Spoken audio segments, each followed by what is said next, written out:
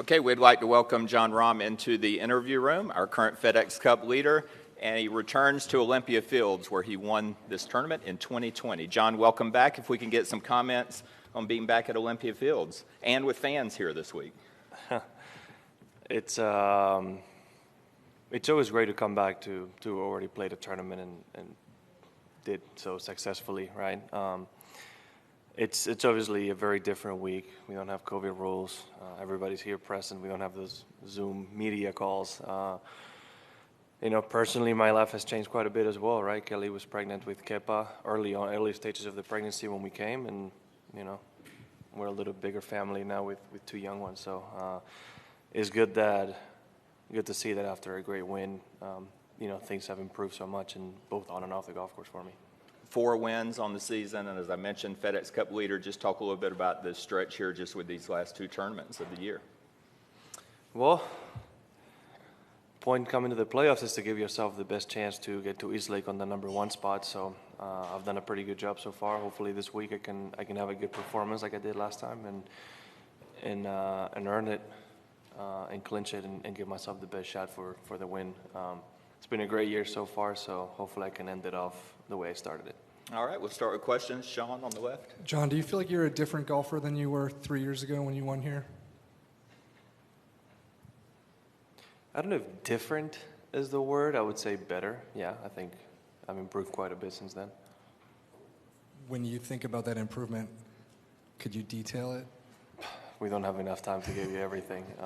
Even though I'm talking about arguably some of the best 36 holes I've ever played on a weekend, quote-unquote bogey-free, minus the penalty on 5. But I would say, yeah, I've improved in many categories, and I think it's shown on my accomplishments since then. I can't tell you exactly one thing, right? I just feel like I'm capable of, I'm a little bit better in certain departments that I wasn't as good at back then. Okay, we'll go into the aisle here in the back and then up to Kevin. Jon, you touched on the good vibes coming back to this course, obviously the way you won back then. Where does that moment rank in your career, and what do you like about this course? So I was able to play this golf course twice before being a pro. The USAM, the Bryson one, and then the college event we play here. Over here on the right, Kevin. With kind of navigating the course 3 years ago without many fans, is that something kind of the adrenaline that goes through with and how you manage it in a tournament? Does anything in that process change when you look back to that week and any moments that it might have affected a club choice or a decision or just anything about your vibe just with that different kind of layout? Not that week, but early on, the first few tournaments during the COVID, having no spectators, there was definitely, what I found myself was there was some lack of intensity that the spectators bring, right? At least within myself, and that's why I struggled early on. Once I figured that out, I think I did pretty good with the situation that we had, but particularly this week, no. I mean, at that point, I think we had played enough that it kind of became the new norm, right? It was just, this is what we have to do, and we knew we had not only the FedEx Cup Tour Championship and at least one major that we're going to play without spectators. So nothing particularly this week, but yeah, early on, the intensity wasn't quite there on the first few days. And with kind of those, would it be something that might affect a club choice, or like you hit it a few yards longer? No. Not decision when it comes to the game, but just that maybe the overall feeling like a Thursday morning or Friday morning. Yeah. All right, Jon, far left, right over here. Hey, Jon, Jack Bushman from OnTap Sports Network. I was just curious, has the Player of the Year crossed your mind at all at any point in time? I know it feels like, at least in my opinion, feels like it's yours at this point in time, but obviously anything can happen down the stretch here. I was just curious, is that any added motivation? Has that crossed your mind at all, or are you just going to let your play kind of take care of all that stuff? Well, you guys keep mentioning it the last few weeks, so... Apologies. No, you're good. It's your job. It would be about the only time that it crosses my mind. Player of the Year is earned on the golf course, right? So that's what I focus on. And because of what I've done this year, I've earned the spot to be considered as Player of the Year. But we got to finish it off. I would like to play good this week and next week to leave no, let's say, questionables in there and just clinch it. Appreciate it. Okay, over here on the right, Cam. There were some guys who were pretty crestfallen and disappointed to not get here. And it looks from the outside looking in, like the way things are structured now with getting into the designated events next year and whatnot, that it's the new structure has sort of shined a brighter light on how competitive it is out there and how hard it is to be at the top of the PGA Tour. I was just wondering if it feels like that being on the inside. I think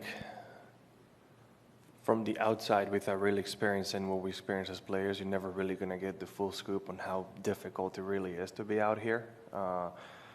And the more we can do to show the elite level of some players is pretty special. I'm pretty sure you can go down the stats of 51st to 55th in the FedEx Cup and consider they've had a pretty darn good year, right?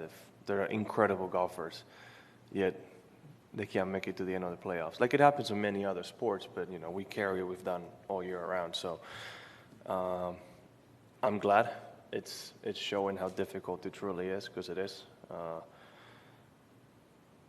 But I can tell you that it probably is more difficult and more challenging and more competitive than what you can probably see or imagine in all these players' heads, just because it truly is, you know. It's an elite number of players that can call themselves PGA Tour players, and, you know, the elite of that elite will be making it to this week, and even more selective group to next week, right? And even more selective to Ryder Cup. So, you know, it's even within the greats, there's some little divisions of great players. So, yeah, it's extremely competitive. All right, let's take a couple on this row right here. Jon, obviously your focus is right now and heading into East Lake, but there was reporting that came out last week that you have already seen the TGL practice facility out in LA and you'd been there. Can you just give your thoughts on what that simulator and what your thoughts were on it when you went out there? I've seen a virtual reality little video of it. I haven't seen it in person. So it's different to what I expected. I didn't realize how big it was going to be, right? Which it makes it a lot better. I'm looking forward to be able to start it. I don't know really what to expect, right? We're playing, you know, I have a simulator in my home, and it's a 14-foot screen TV, and you're, 12 feet from the screen. And from what I hear, we're going to be 35 yards from the screen, and the screen, it's going to be 60 feet wide and 40-some feet tall. So I can't even picture it how big it's going to be. It's going to be like that wall right there and taller. And, we're going to be quite a bit away, and we're going to be playing in from 50 yards into the pin. Like it's going to be a very, very unique circumstance, but I'm really looking forward to it, right? It can make a really fun atmosphere. Besides that, I haven't really seen other, right? I don't know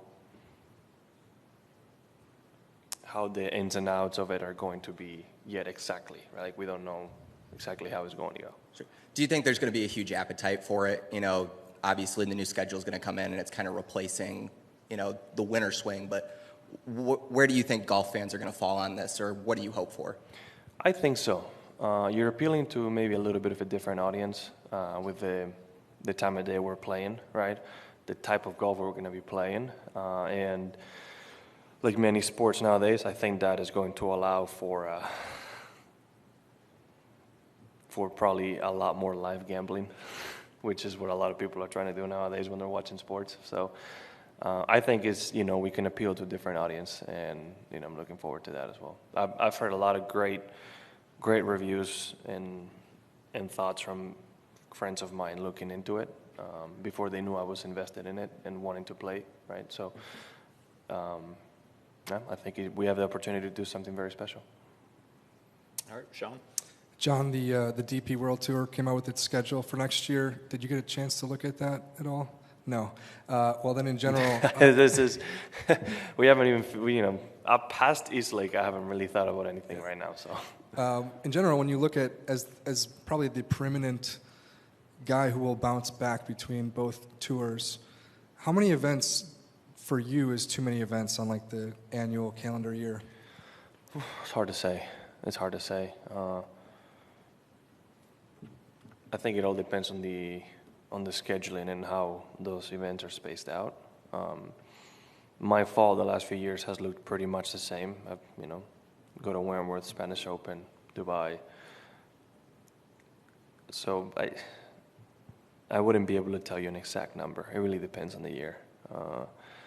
I've been comfortable the last few years playing around 22, 23 events, but I can tell you I'm one of those players that wishes we could have an actual off-season, right? You know, and with the PGA Tour and the DP World Tour coming together closer, I'm hoping I get to a point where maybe November, December, October, November, December, there's no events for me to play. Just I can be home and be dad and earn an off-season like basically almost every other athlete in this country can do. All right, we'll take a couple more. Let's go to Doug, and then over here to Kevin. What's that? You were counting how many questions you had, so I don't know. That's not true. I was counting months, and I know we're 5 months out as the defending champion. How much you've been paying attention to the fires on Maui, and do you have any sense about, I'm starting to hear some questions about, you know, are we going to be at Kapalua this year, and just wanted to get your thoughts on how you think that will play out. Obviously, the priority right now wouldn't be Kapalua, right?